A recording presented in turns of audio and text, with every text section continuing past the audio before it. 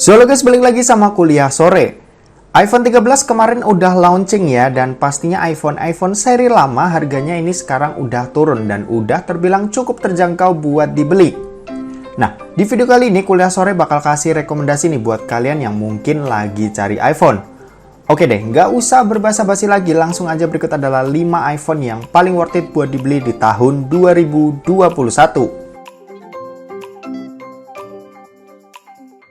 Yang pertama jelas ada iPhone XR, sebuah seri iPhone yang paling laris nih penjualannya, baik buat barang barunya ataupun barang secondnya sekarang ini. iPhone XR ini hadir dengan chip Apple A12 Bionic, struktur fabrikasinya 7 nanometer dan punya RAM sebesar 3 GB. Buat dipakai harian ini udah aman banget ya, buat ngegame juga masih bisa dihajar. iPhone XR ini juga udah dapetin updatean terbaru iOS 15 yang mana bisa lebih lama lagi dipakai, bahkan sampai 3 atau 4 tahun mendatang. iPhone XR ini punya layar yang udah kekinian dengan pakai layar poni gini. Cuma kekurangannya iPhone XR ini bezelnya masih kerasa tebel nih. Panelnya cuma pakai IPS dan resolusinya cuma HD+ aja. Tapi kalau udah dipakai dan nggak dibanding-bandingin, kualitas layarnya ini tetap terjaga kok. Dan kalian nggak bakal sadar ketika udah pakai karena emang IPS HD Plus di iPhone ini udah bagus banget. Oh ya, kalian juga perlu tahu kalau iPhone XR ini adalah salah satu seri iPhone yang paling terkenal hemat baterai meskipun kapasitasnya ini cuma 2942 mAh. Dan kecepatan ngecas smartphone ini juga udah support 18 watt yang bisa isi sampai penuh dalam waktu 1,5 jam aja. Kalau urusan kamera, iPhone XR ini hadir dengan single kamera aja ya di bagian belakang yang punya resolusi 12 megapiksel dan satu buah kamera juga di bagian depan yang punya resolusi 7 megapiksel. Buat hasilnya sih nggak usah diraguin lagi ya. Meski ini HP cuma punya satu kamera aja, tapi hasilnya bener-bener nggak ngecewain. Paling ya kurangnya ini nggak bisa foto portrait ke benda aja ya, nggak kayak seri-seri yang ada di atasnya. Nah, buat harganya sendiri, iPhone XR ini dibanderol dengan harga 4,9 jutaan aja buat harga secondnya saat ini. Buat kalian yang tertarik untuk membeli iPhone XR, yuk cek link di deskripsi. Yang kedua ini ada iPhone X, seri iPhone yang hadir 1 tahun sebelum iPhone XR.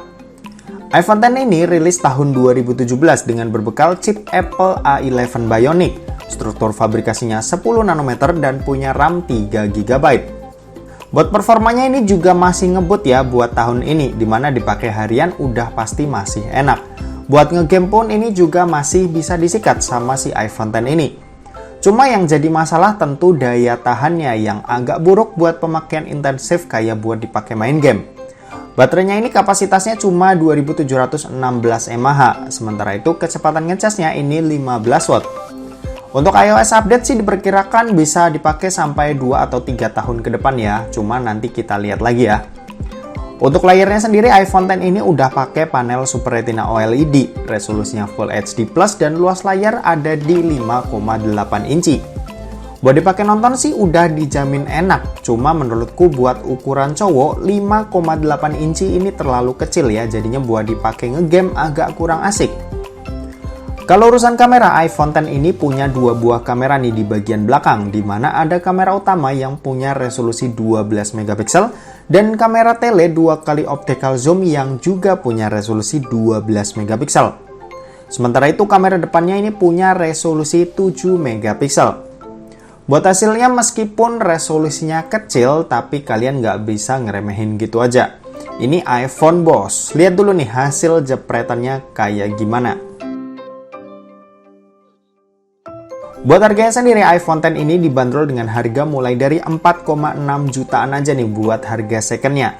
Buat kalian yang tertarik sama smartphone yang satu ini, kalian bisa aja langsung cek link yang ada di deskripsi. Yang ketiga ini ada iPhone XS. Yap, ini adalah seri iPhone yang rilisnya di tahun yang sama ya dengan iPhone XR.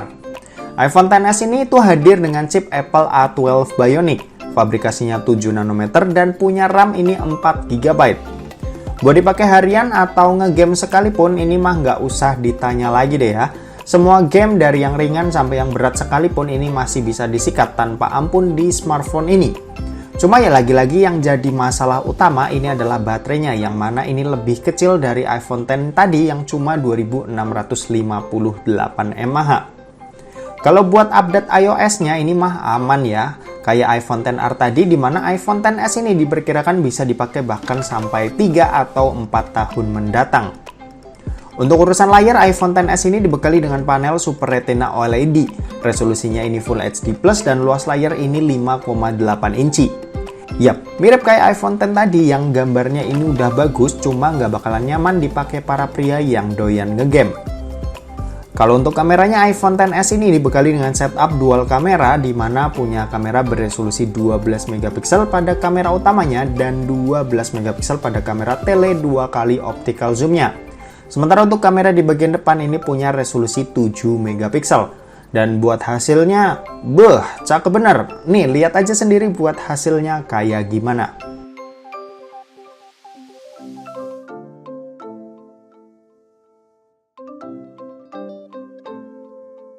Oke, kalau buat harganya sendiri ini sedikit lebih mahal ya dari iPhone XR tadi, yaitu ada di 5,1 jutaan.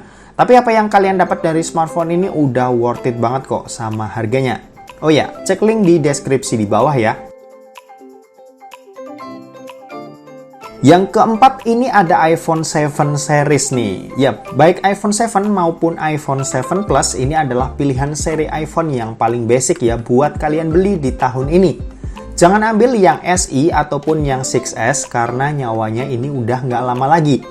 Beneran, mending ambil ini deh, dimana chipnya ini udah lebih bagus dengan pakai Apple A10 Fusion, struktur fabrikasinya 16 nanometer dan punya RAM ini ya 2 GB. Tapi ini buat yang 7 biasa ya, kalau yang 7 Plus ini ada di 3 GB. Nah, kalau buat dipakai harian ini masih enak dan lancar banget. Ngegame ya oke lah, ini masih bisa. Dan aku saranin buat kalian tuh jangan ambil yang 32 GB. Karena ini bakal kurang banget kalau kalian mau pakai HP ini jadi HP utama kalian. 128 GB ini adalah pilihan terbaik karena di seri iPhone 7 series ini nggak ada pilihan 64 GB. Kalau untuk update iOS sih diperkirakan ini bisa dapat 1 kali update lagi ya, atau mentok-mentok ya 2 kali lah kalau emang Apple lagi baik. Untuk layarnya sendiri ini masih pakai rasio 16:9, masih ada tombol fisiknya di depan juga, dan tampilan kayak gini mungkin bakalan kerasa jadul. Panel iPhone 7 series ini pakai IPS, sementara resolusinya ini HD+ buat yang iPhone 7 dan Full HD+ buat yang iPhone 7 Plus. Kalau untuk kamera, iPhone 7 ini dibekali dengan setup single kamera di bagian belakang yang punya resolusi 12 megapiksel. Kalau yang 7 Plus ini punya tambahan kamera tele 2 kali optical zoom yang punya resolusi 12 megapiksel. Buat hasilnya ya oke lah, ini nggak ngecewain buat kalian yang cari iPhone budget di tahun ini, dimana hasilnya ini masih bisa bersaing dengan smartphone 2 jutaan Android zaman sekarang.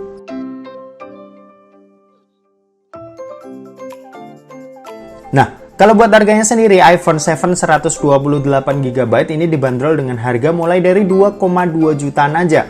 Sementara kalau iPhone 7 Plus 128 GB ini dibanderol dengan harga 3 jutaan aja. Nah, buat kalian yang tertarik, kalian bisa aja langsung cek link yang ada di deskripsi.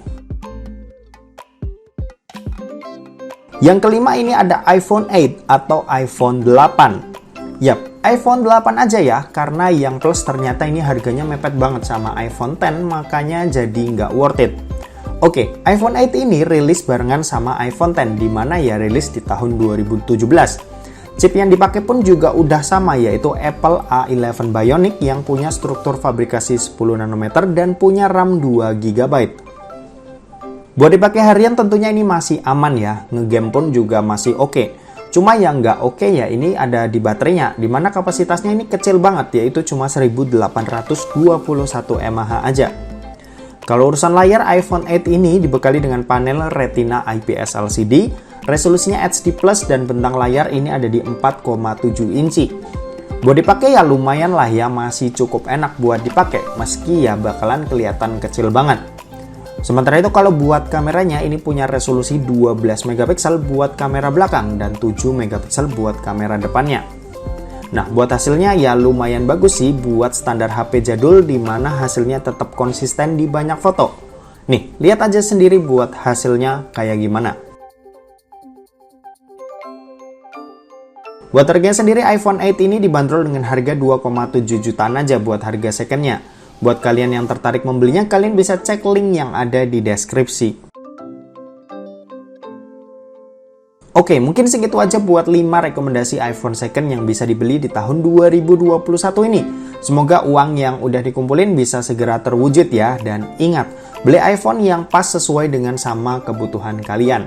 Oke, terima kasih buat yang udah nonton video ini. Jangan lupa buat like, komen, dan share juga ke teman-teman kalian supaya teman-teman kalian mendapatkan informasi yang bermanfaat dari kuliah sore. Oke, terima kasih yang udah nonton video ini sampai habis dan sampai jumpa di kuliah selanjutnya. Bye-bye.